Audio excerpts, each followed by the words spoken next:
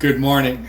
We're going to try a new format this morning. I'm working on enhancing my video skills and the set design for video production.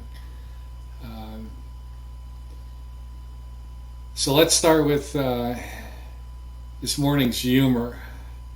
This is one of my favorite Dilbert cartoons. It's Dogbert's tech support, and I'll leave this for you to enjoy for a moment. Now you'll know what I mean when I say in a meeting, "Are you near the stairs?" So, with that being said, I would like to just take a minute and celebrate technology. Most of us missed the Wright brothers flight, but we're fortunate enough to have lived through the computer revolution. And I ran across this from my lifetime that puts things in perspective. Let me start with this: the number 2 pencil. All right, there's a wonderful discussion about supply chain that Milton Friedman does. It's on YouTube.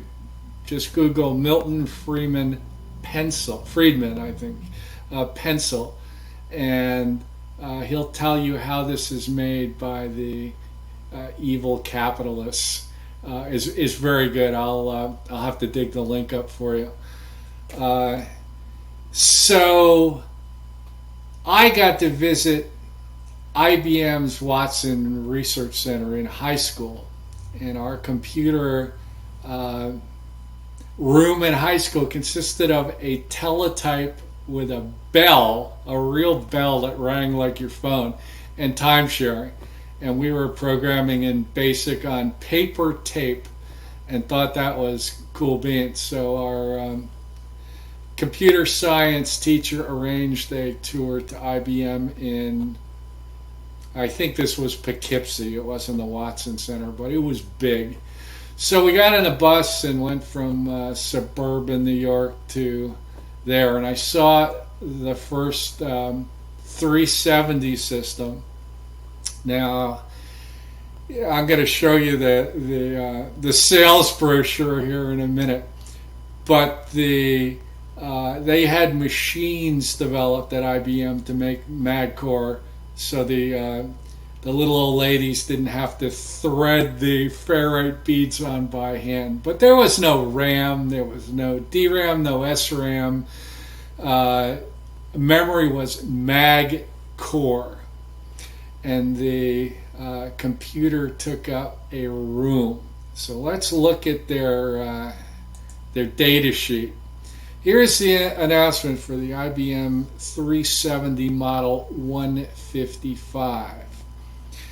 Now this, the standard model had 768 bytes of main memory, and you could rent this for $47,985. Or buy it outright for $2,248,000 and change. Now, keep in mind, these are 1970 prices. I have not adjusted them for inflation. Now, if you want to be the big boy and upgrade to 1 million bytes of main memory, you can rent the machine for $98,000 a month, or buy it outright for $4.5 million. Now to show you what it looked like, here is the picture of a 370-155 in the showroom. Now this is less powerful than a $40 burner phone you buy at Walmart today. This is how far we have come in my lifetime. So let's put things in perspective as technical professionals. You know, the world's gone a little nuts right now. But we are fortunate enough to have lived through the age of the internet, again, without these silicon devices, that would not exist, and the evolution of computers, Intel, Moore's Law, all that cool stuff. Uh, so let me take you up to, I don't know, 20 years ago. Does anybody recognize this? This is my calculator that got me through engineering school. Now, I love this because it's a Hewlett Packard. Okay, so it has RPN, for those not in the know, that's reverse Polish notation. And this sucker is quick. I love this because when somebody needs to borrow your calculator, you hand this to them, they're unable to add two numbers together. Uh, and, you know, I don't really have to carry this around anymore, though it works nice at the desk because it really has chiclet buttons that you can push rather than virtual buttons. Now, some techno guy who loves the 48GX has emulated it so you can download the Droid 48 application if you're on Android. If you're on Apple, sorry, I don't support Apple. You're on your own.